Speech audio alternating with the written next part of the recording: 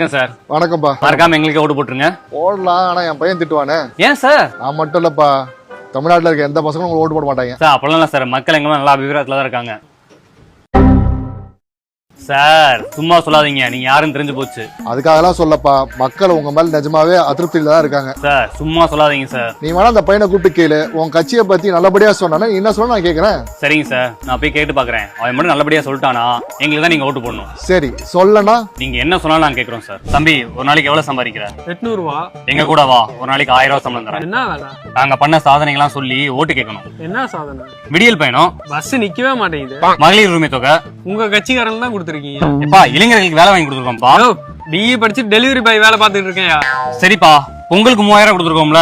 போன வருஷம் கொடுத்தீங்களா? அதுக்கு முன்னாடி வருஷம் கொடுத்தீங்களா? எலெக்ஷன் வர டைம்ல காசை கொடுத்து மக்களை முட்டாளாக்குறீங்க. உங்க கூட வந்து 1000 ரூபாய் சம்பாதிக்கிறதுக்கு உழைச்சு சம்பாதிக்கிற 800 ரூபாய் போதும். வழி விடுங்க.